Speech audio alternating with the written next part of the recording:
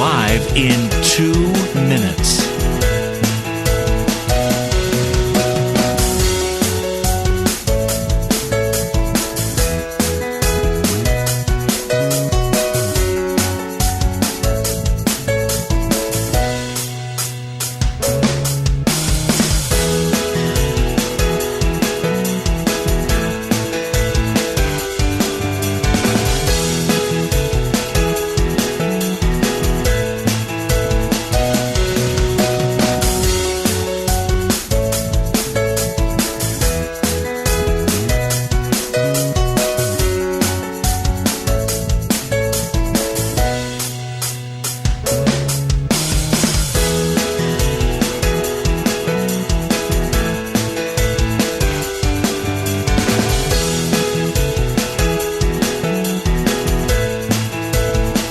Lynn Cullen live in 1 minute.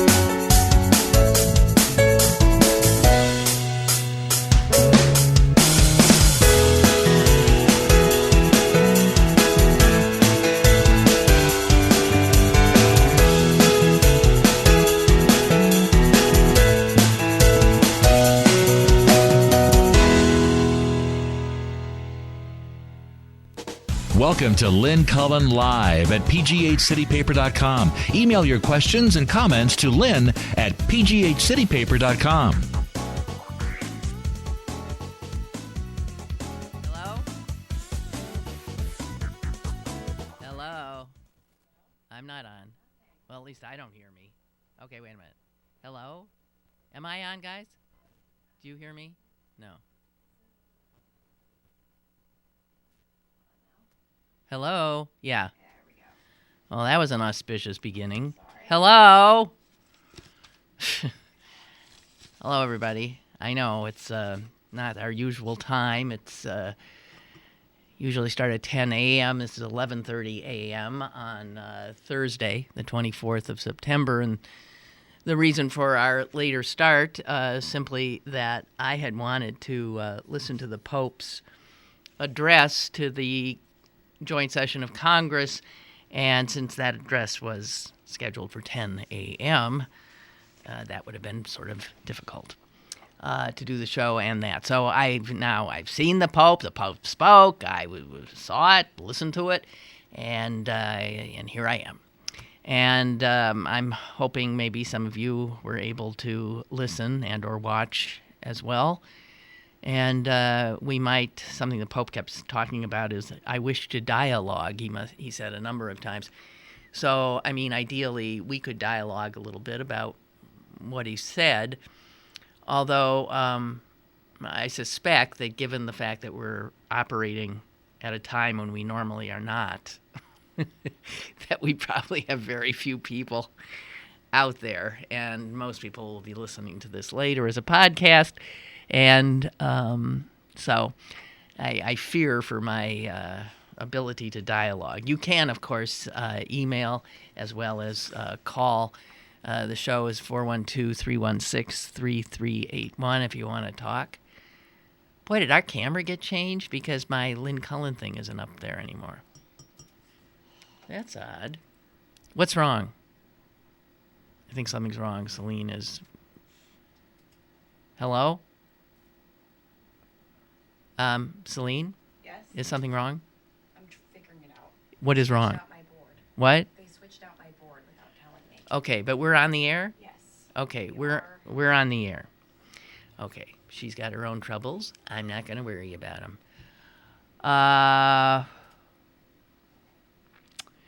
Okay. My sense, I mean, I haven't, I just listened. My sense was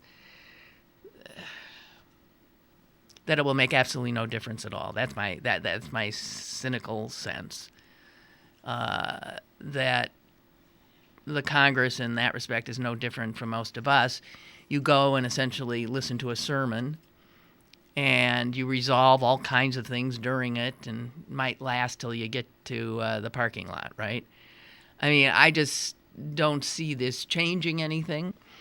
However, that won't prevent us from perhaps speaking about it. I thought it was most amusing that the members of Congress had to be told how to behave with a pope in residence, and to give the pope a little more respect than is shown our own president in that chamber. And I would say that was done.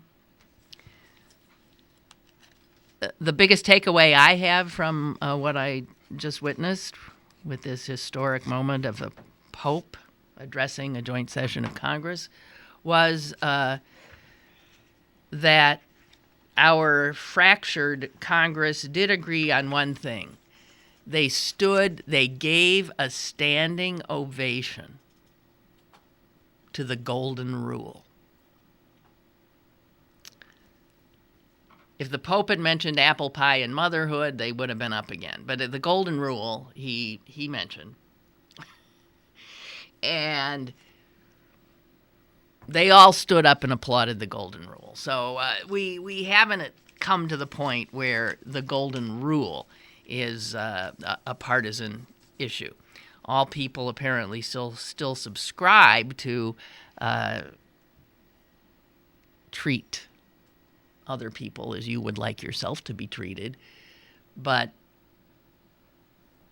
if we all subscribe to it, you have to wonder why the world's in such a mess. But we all think we subscribe to it.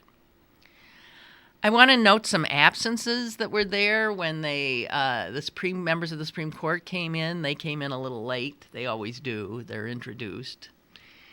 And the whole court was not there.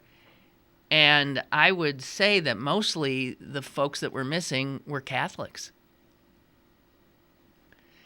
And I found it particularly, unless I missed it, please tell me that Scalia didn't show up.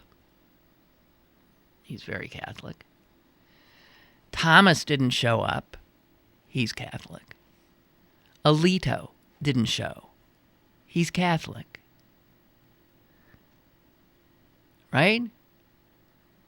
So the Catholics that showed were the Chief Justice John Roberts and the swing vote Kennedy and Sotomayor. Is that right? I think I saw what I saw. And also there the notorious RBG, Ruth Bader Ginsburg. Jewish.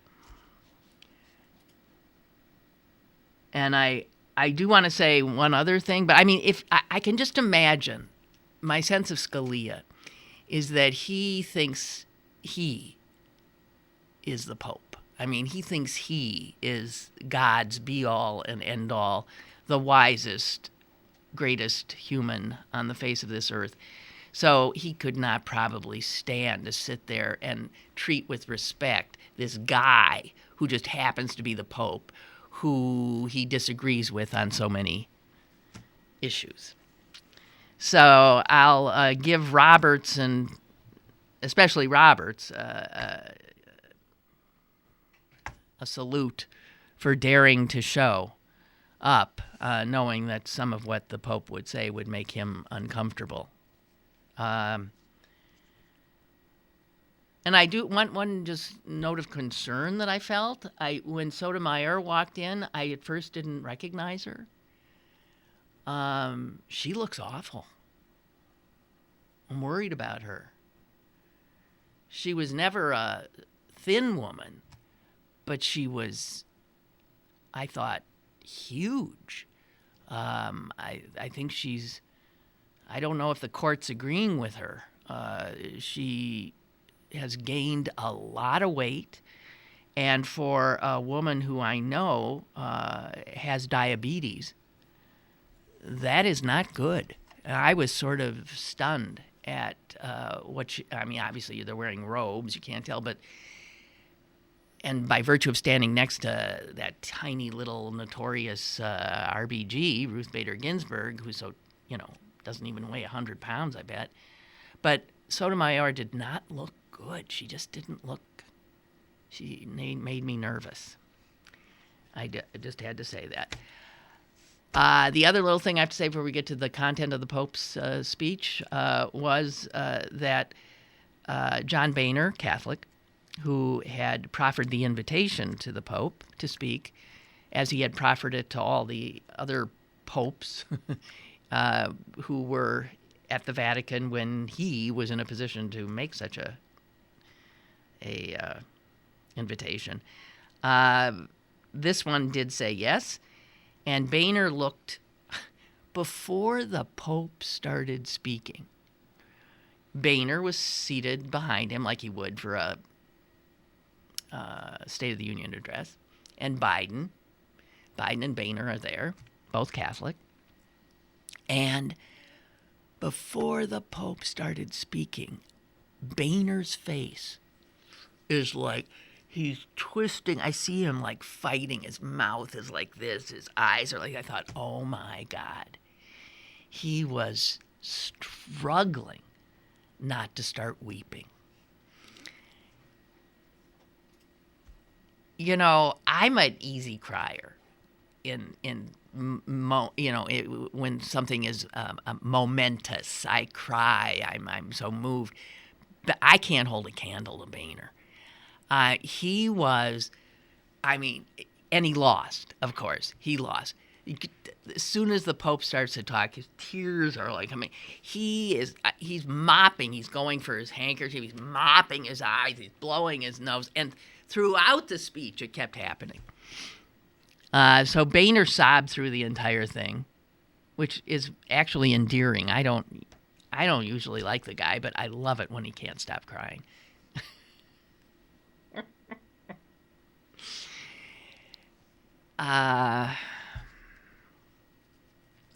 So I have to acknowledge this. And maybe this is because I'm getting deaf and I'm an old person now and I have trouble with accents.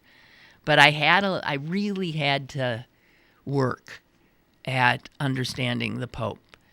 And we've been told that he really is uncomfortable in English and ideally doesn't want to speak it because he knows he doesn't have a great pronunciation, although it's totally serviceable, it's fine. And that he was practicing, but it was still hard for me. And because he also speaks so quietly, I kept wanting to say, speak up! Speak up! Wow, that hurt me. Hot mic. That's a hot mic. Speak up! Speak up!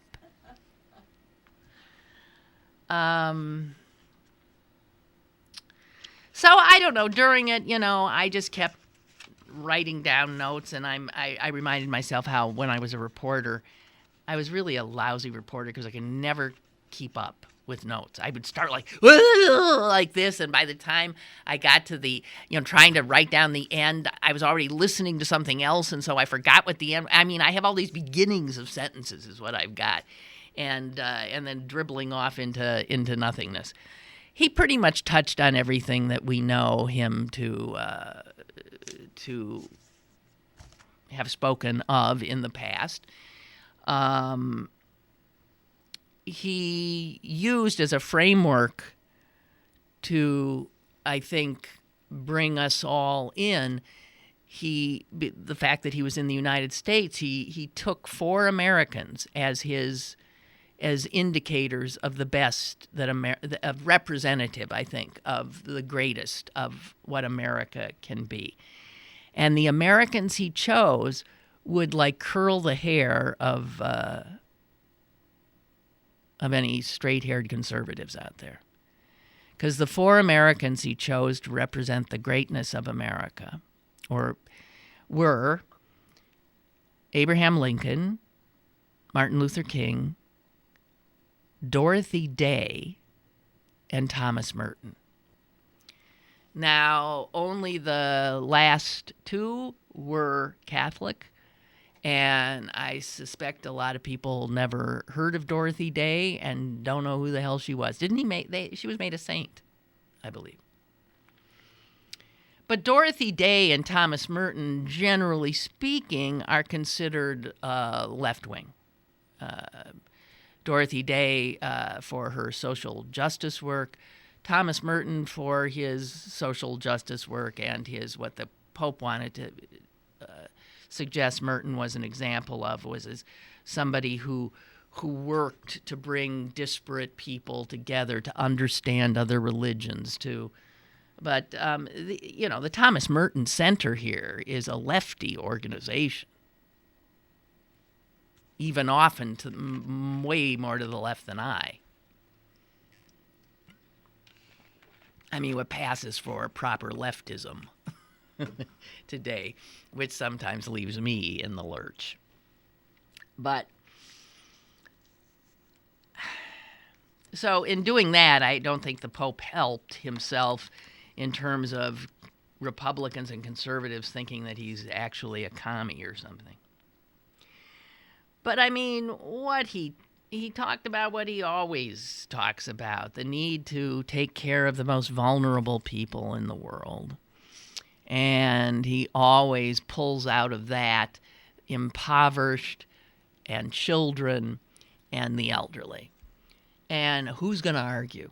And those are the ones that are just given short shrift as the world barrels forward to whatever it is it's barreling forward into.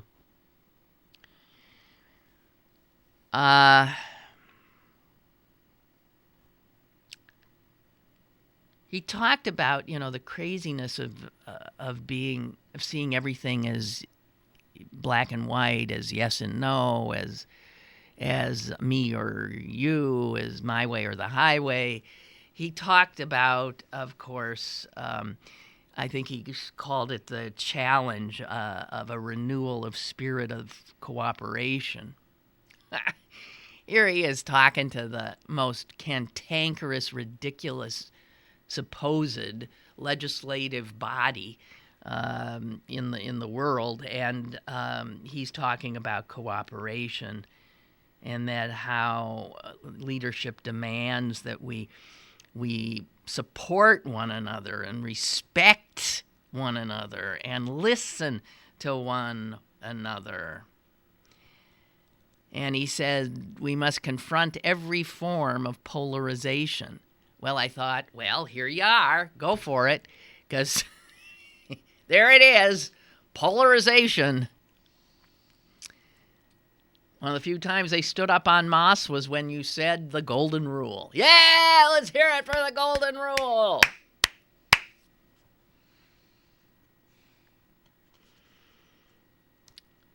He said that no religion is immune from ideological extremists and extremism.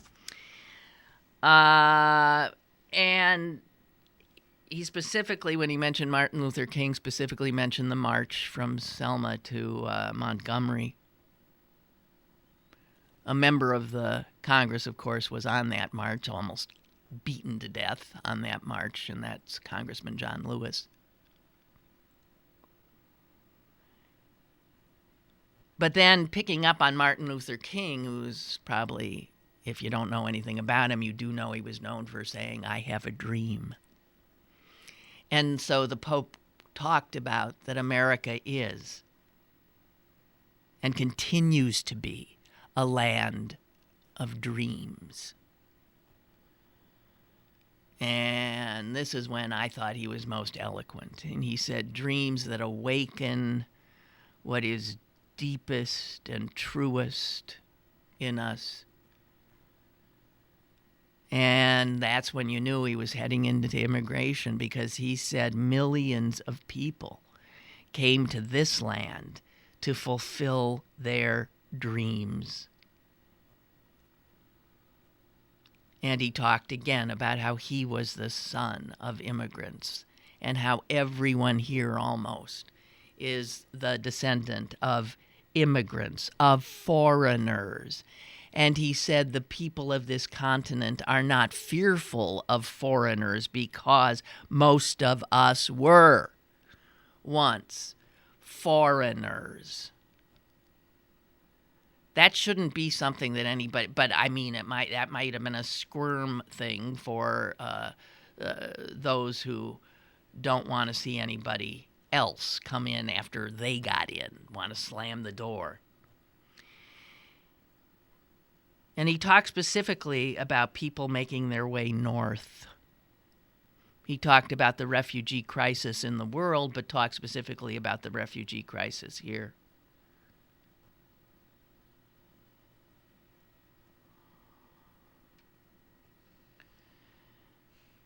And he said, stop thinking about it in terms of numbers. Thousands want to come in. Thousands are coming in. He says, don't look at it with numbers. We must not be taken aback by the numbers, he said. Look at their faces. Hear their stories. Listen to them.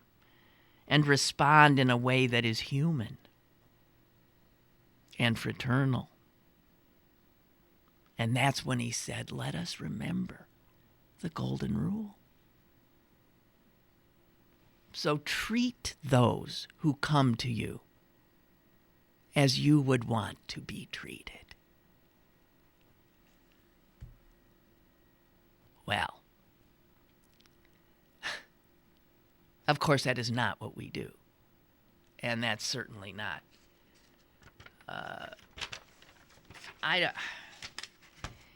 And here was my favorite line.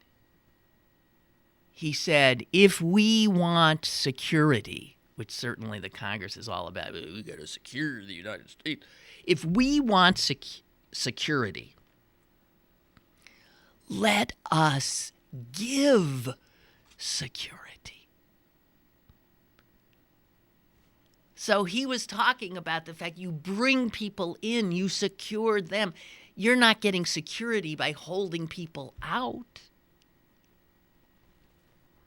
If you want opportunity, then provide opportunity to others. He was talking about what was best about us, right?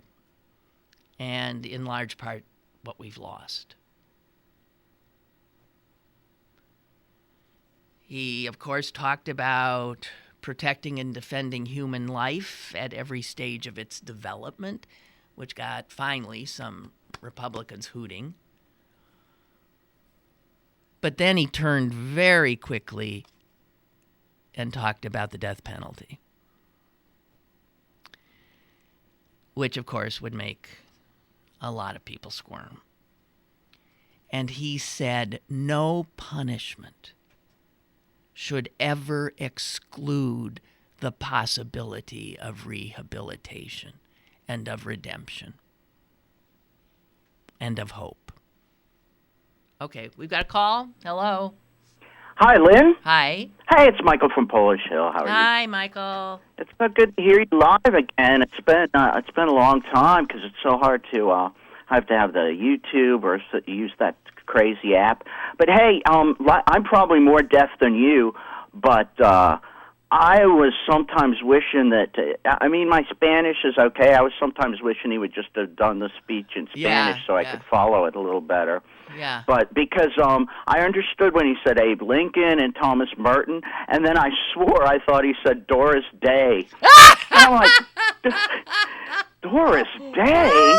I think she was in a movie where she played a nun sometime. I don't know what. Does he have a crush on Doris Day? But, of course, that was Dorothy Day. But. Yes. I bet you're not the only one then. I bet other people heard Doris Day. Well, she's a big animal rights person, too. Oh, okay. Maybe he was like, Abe Lincoln, Thomas Merton, Doris Day. I'm like, what? Lex, Phil Donahue, Mary Tyler Moore? What kind of references are we going for here?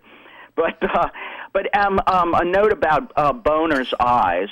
I'm not really sure whether that's really crying or whether that's just these sort of alcoholic, those watery alcoholic blue eyes. Because when in the 80s, I was in high school in the 80s, and we had this bus driver, Carl, and he was a total, complete lush. We used to get on the bus, and I knew what alcohol smelled like because I was an alcoholic already in high school. You would get on the bus, and he would say good morning, and you'd be like, whoa, my God.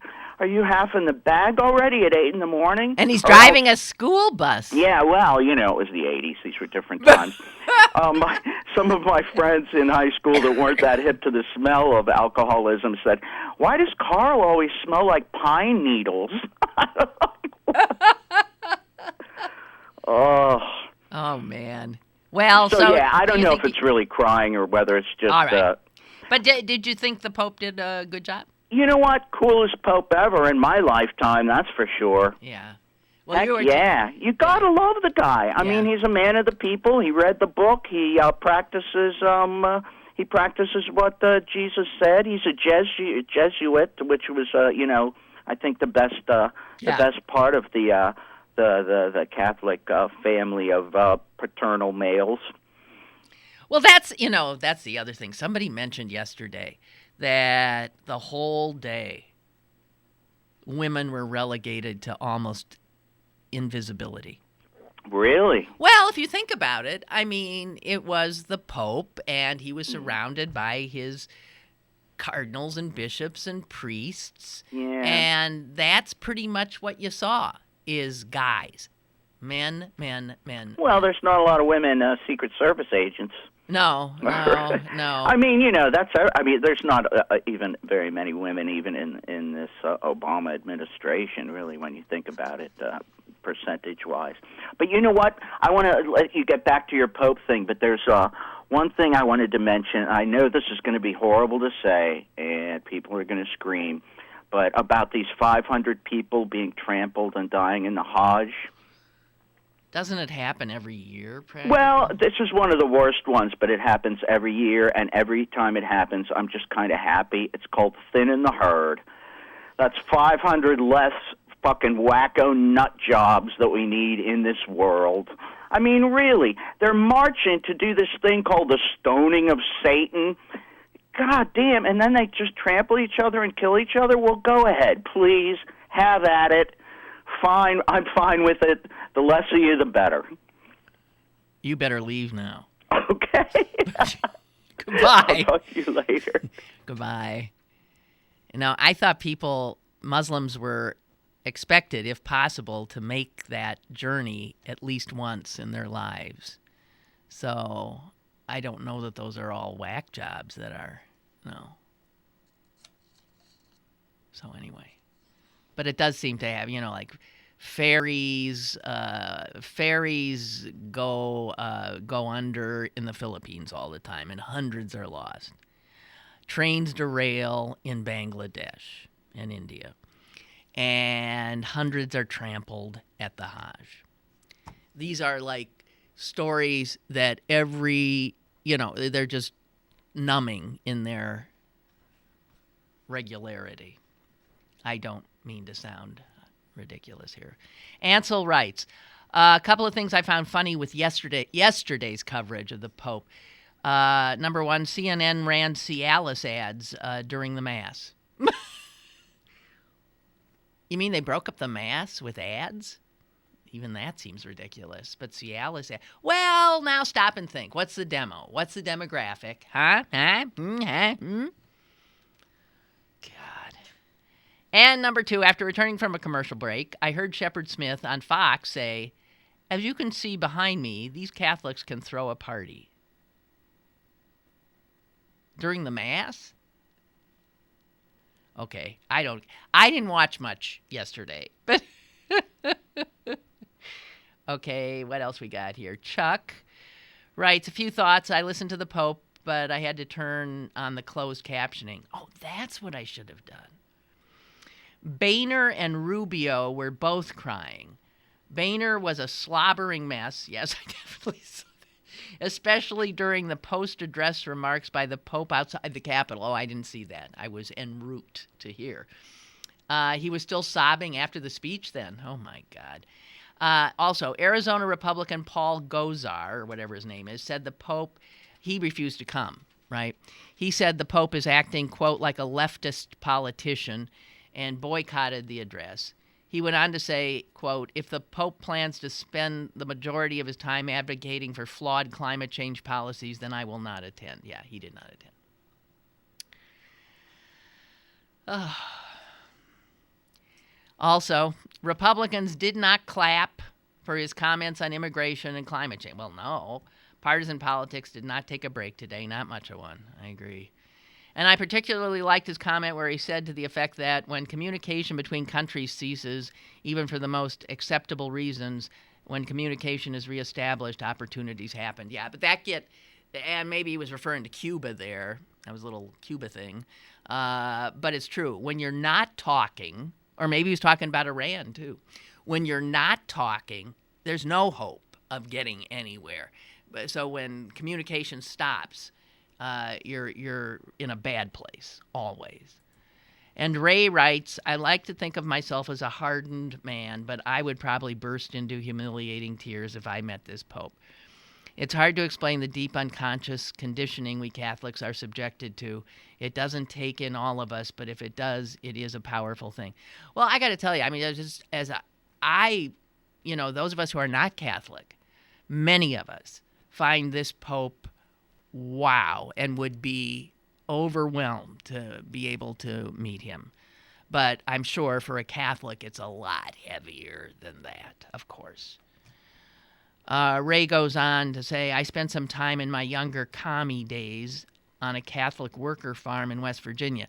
Catholic worker was Dorothy Day's, not Doris Day's, was Dorothy Day's social justice work. And Ray says it was wonderful and scary and very enriching. I love that this Pope holds Dorothy Day. Oh, he says is not a saint. Thank you. I thought maybe she was. Was she beatified or something? I love that this Pope holds Dorothy Day up for admiration when our own American church never mentions her. Yeah, I have a feeling, the American church doesn't make a to-do about Dorothy Day, you can bet, because they think she's a lefty, and also doesn't make much of Thomas Merton. Correct me if I'm wrong. But the Pope did. He was going to pick 4 Americans. The only 2 Catholics he chose were those 2. And a mystic like Thomas Merton is well placed alongside Dorothy Day. Ray continues. I love this guy, and what he said may not move these politicians. But the Grady thing, I don't know what that means, about Pope words, maybe mean great thing about the Pope's words, is that they can't be unspoken, and they will form the future dialogue. Okay. I really wonder what Scalia's going to say about not showing. And Thomas, and Alito. I mean, all 3 of them couldn't have other things to do. So they made a conscious decision when given an opportunity to sit there with their Pope, and they chose not to. I find that fascinating. Beth writes, I know why the Pope spoke in English, but I really wish he'd spoken through an interpreter. I look at our regional Congress people and representatives. I doubt any of them actually comprehended his message. Oh, God. Also, I thought it was really neat to see the 4 Supreme Court justices that were in attendance. I would love to see some Catholic backlash against Alito, Thomas, and Scalia for not attending. I'm sure there'll be some questions asked. I certainly was stunned to see. Yeah. Henry writes, Lynn, I found the Pope's address today to be interesting. in that he used For Americans as the vehicle for delivering his comments. I would say, as most all Americans know, of Lincoln and Martin Luther King, I would be surprised if many Americans know Dorothy Day and Thomas Merton. I feel the same way. So the vast majority of Americans who bothered to listen to this thought, who? I'm sure, like Mike before said, Michael, Doris Day? Thomas who? Yeah, because they are not held up in reverence by the American church. Never have been, because they're too left. They're way, way too left. So this is interesting. So, and Henry writes, Dorothy Day was an American journalist, social activist, Christian socialist, and devout Catholic convert. She advocated the Catholic economic theory of distribution. Distributism, you have. Okay. And the Pope actually did utter the words wealth distribution. I heard him say it. I don't think he said redistribution, but he talked about the fact that while business is good, if business creates jobs and creates wealth that is used in the right way, it can't all end up in the same place and screwing up other people. That's not what he said, but that's sort of the tone. And Henry also writes, Thomas Merton, American Catholic writer and mystic, a Trappist monk. Yes. He was a poet, social activist, and student of comparative religion. He authored over 70 books. I am pretty much aware of both, but I'm a Jew. I agree with you. I think a lot of Catholics really don't know these guys. One of the great things the Pope has done by mentioning them is you're going to be reading in the next few days a whole lot about Thomas Merton and Dorothy Day. So the Pope elevated them and pulled them out of. He also started his speech/sermon by noting that there is a sculpture, a bas relief, or whatever you call those things, up in the Capitol, in the room they were in, that's supposedly of Moses. I don't think it looks like Moses myself, but there it is. It was supposedly Moses. So he started by talking about Moses. And it is interesting. So there's Moses in the Congress, and then behind the Pope it says, "In God we trust." and yet, because it doesn't say "in Jesus we trust" or "in Allah we trust" or in, Buddha we trust, it says "in God," meaning some supreme being, right? So that's more open. It leaves the atheists out in the cold, but yeah. But there's Moses is there.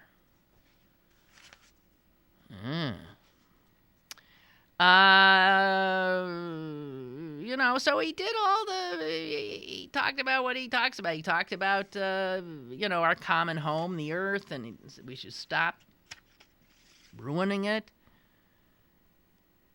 He said, I call for a courageous effort to redirect our steps, to stop this deterioration of our home, caused by us, he said, caused by human activity. Meanwhile, the guy who heads the environmental committee for the Senate,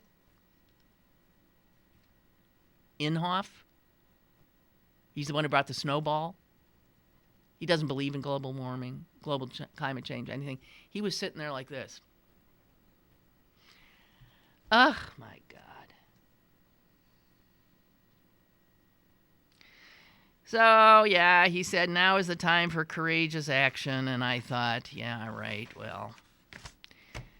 It's sort of it's like watching, the State of the Union speech. You hear all this stuff and you think, yes, yes, yes. And they're up and applauding and down and nothing happens. So I'm sorry. That's my, man, this Pope loves kids, though, doesn't he?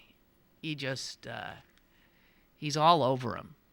He can't, it must, for him, be something that I understand it. You hold a child, and it's almost like you feel a little bit like a succubus or something. Like you're just sucking the life out of him. Just that energy, that innocence, that wondrousness. And you can tell he needs that. Another thing I just want to point out, this guy is a year and a half shy of being 80 years old.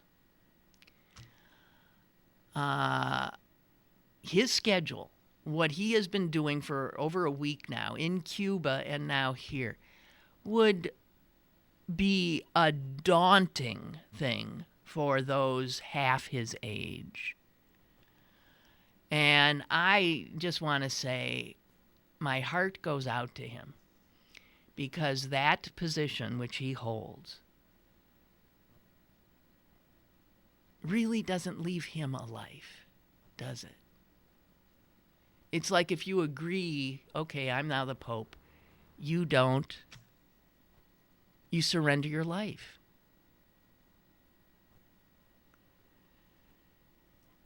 And I was a little surprised yesterday to see him, because he was limping. I thought, oh my God, what's wrong? And it turns out, I heard somebody say that he's in Cuba, his sciatica flared up.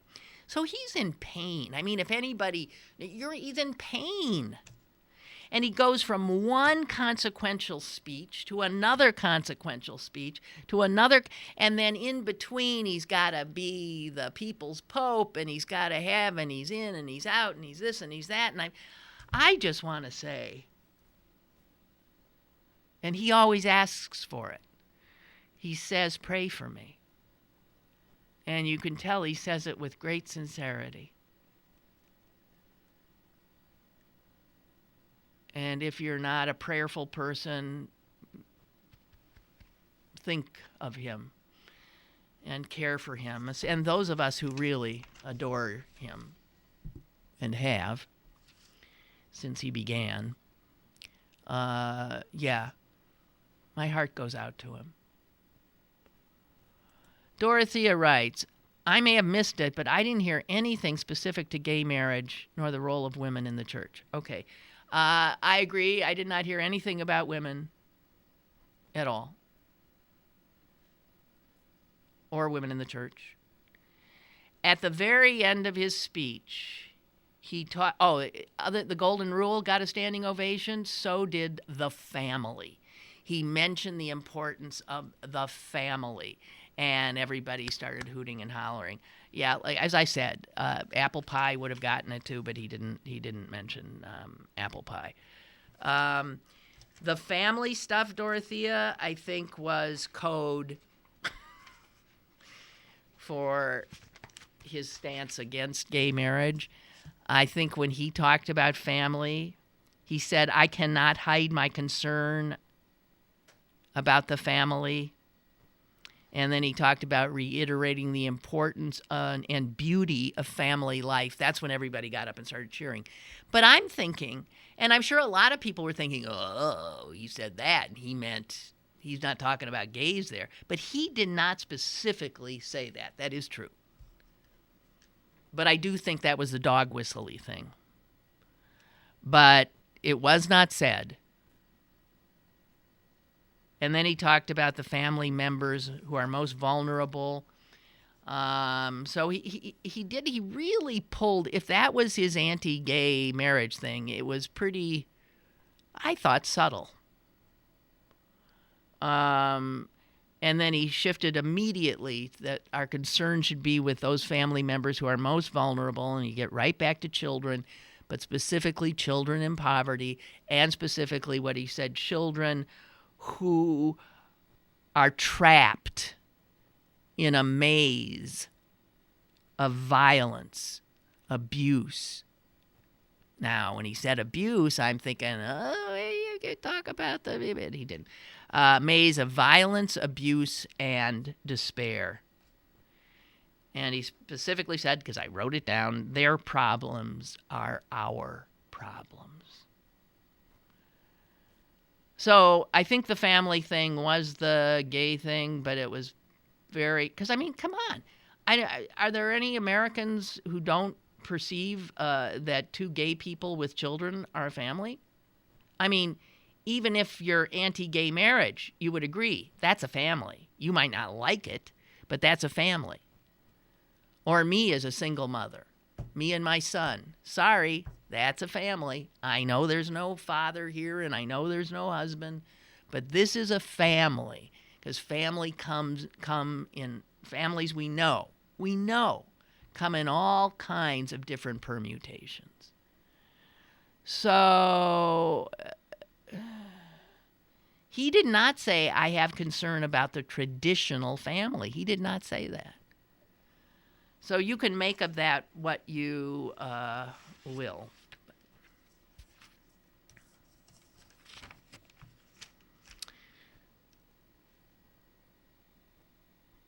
Obituary of the day. Yogi Barra. Yogi Barra. Great catcher. But his athletic skills will pale in historical references to him, because he gave rise to his own little malaprops. He didn't do malaprops. That's not what he's famous for. And malaprop, do you know where that word came from? It came from a character in Dickens' novel, Mrs. Malaprop, who was forever getting her tangled up in idiomatic expression. So that's where the term malaprop came from a character. But yogiisms are a whole other animal, and I had sent myself something and it never came. I don't know why. Something's wrong with But someone on Slate did a really good thing about how yogiisms are different because there's truth in them, in the tangled syntax and they seem like alternately stupid and brilliant. Stupid and brilliant. I think they're brilliant. His name was Lawrence. Who knew? I didn't know that. Lawrence Peter Berra. And he got the name Yogi, the nickname Yogi, from the way he positioned himself as a catcher in that crouch. I guess someone once said to him, "Man, you look like one of those yogis," sort of like sitting with his legs crossed. But that's where that came from, Yogi Barra. I mean, he was on that Yankee team with Joe DiMaggio and Mickey Mantle and all those greats. So he sort of was overshadowed during his playing career, but I think by and large, a lot of people think he might have been one of the greatest catchers ever. But it's these things he said. He even wrote a book in 1988 called I Really Didn't Say Everything I Said,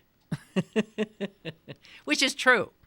Some things got attributed to him, and no one's really quite sure where they came from. But some of the one I love most, and we know he said this. His wife said he said it about one of their favorite restaurants, and I just love this one. And here again, seemingly stupid but brilliant. He said about this restaurant, nobody goes there anymore because it's too crowded. Isn't that wonderful? I mean, I feel the same way about some places. I stop going because it's I say, oh no, I don't go. Yeah, nobody. It's what he says because he used the word nobody. Nobody goes there anymore. It's too crowded. And here's some words of advice. They know this one is true. He said, always go to other people's funerals. Otherwise, they won't go to yours.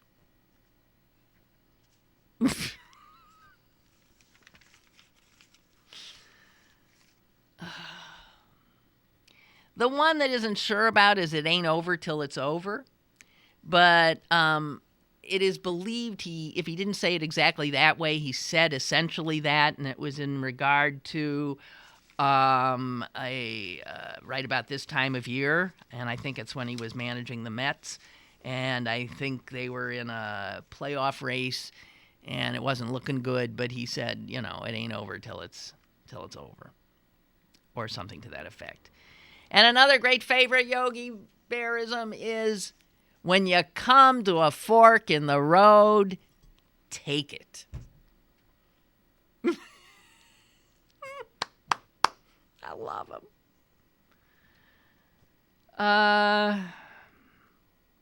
And the other that, we all say all the time, I mean, these things went into the, Shakespeare got into the Bartlett's familiar quotations a lot.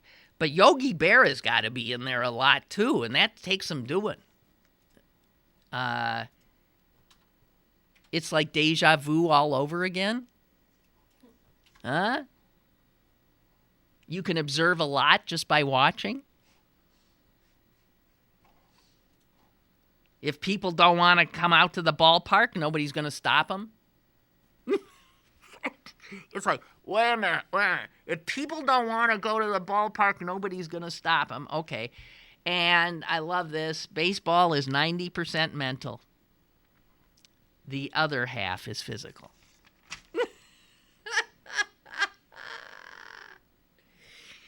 So anyway, when the Hanna-Barbera Studios created this cartoon character and named this bear Yogi Bear, right? He was named Yogi Bear. Yogi Bear. Yogi Berra didn't like it.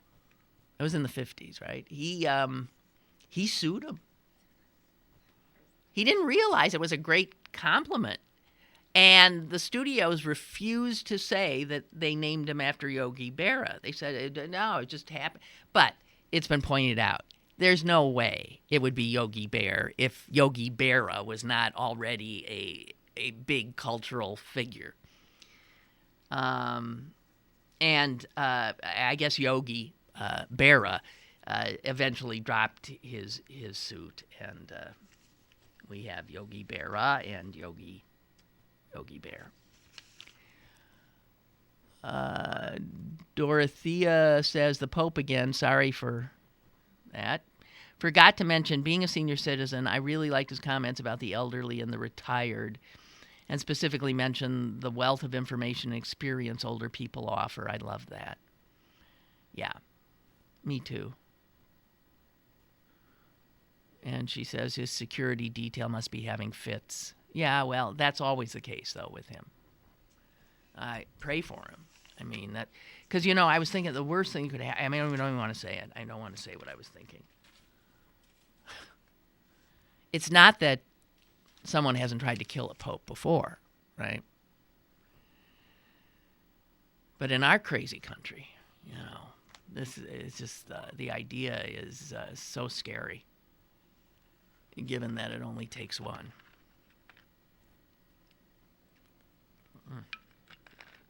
Okay, so anything else on the Pope or Yogi?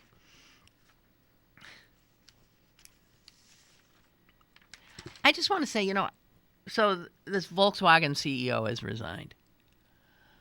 But again, every time I think of this, I think, you've got to be kidding. I mean, stop and think that the world's largest automaker, because that's who they are in terms of sales. They sell more cars than anybody else. I mean, it's VW, it's Audi, it's who else? Has acknowledged now and admitted that it consciously programmed its cars to detect when they were being tested. And the minute they detected that there was someone testing them, they altered the running of their diesel engines to pass those tests with flying colors. The minute the test stopped, it reverted back into spewing tons of crap into the air. I mean, it's awe-inspiring.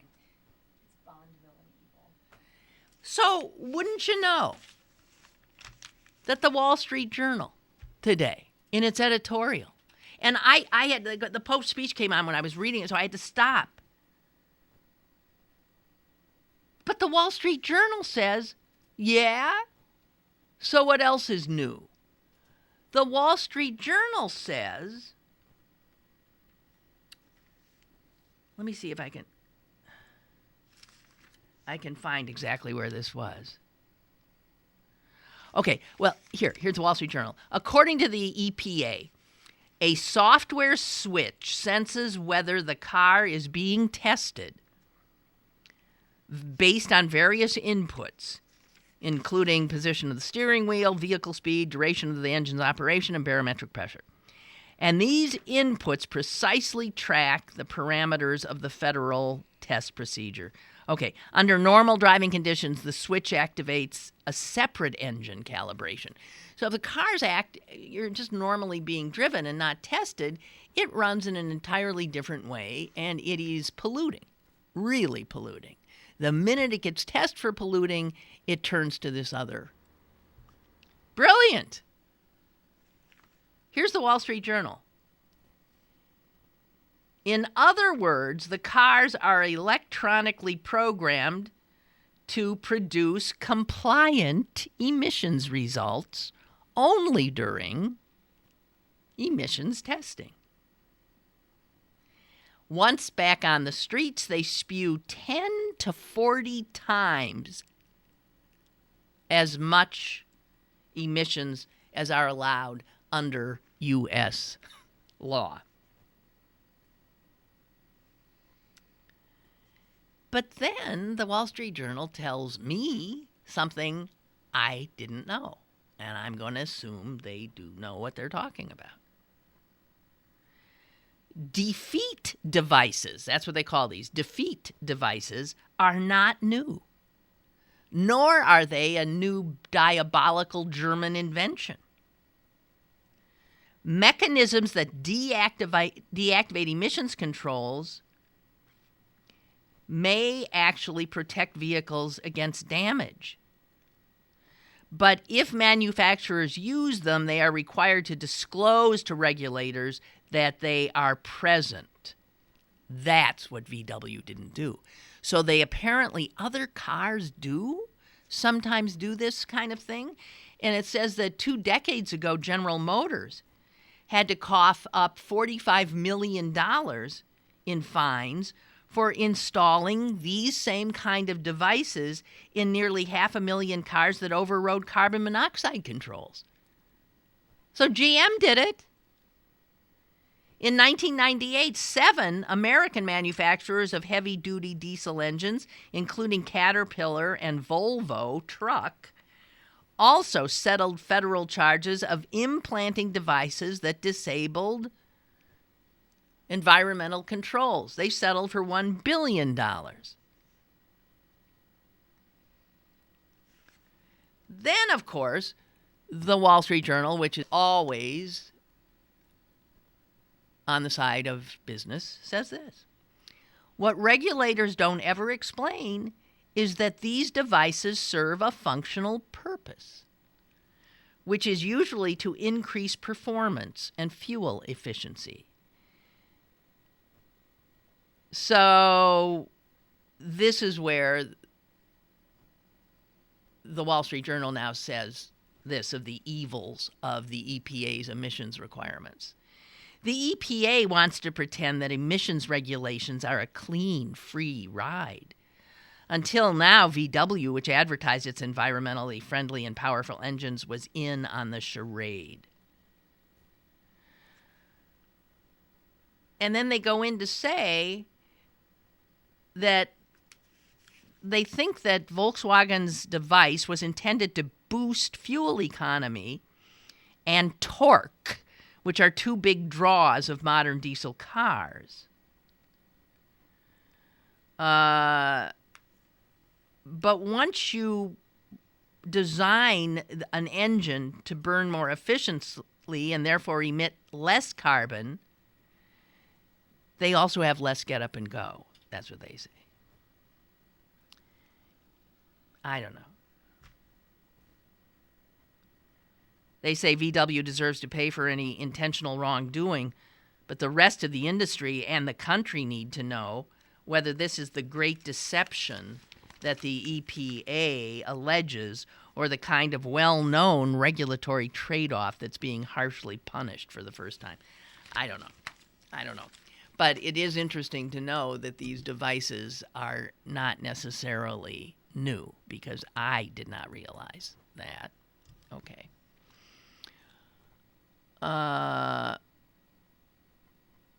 Roger says, do you know if the Pope is heading to the American South? That's a place I worry he'd get shot. No. He's going from Washington. He's going north. You can get shot anywhere in this country, Roger. He's going north to New York tomorrow and then to Philly on the weekend. Correct? And I wish him all the best. I really do. He's a good man. All right, you guys. Well, thanks for rolling with the punches and doing this show a little bit later today. Appreciate that. We'll be back tomorrow, regular time at 10 a.m. Hope you'll join me then.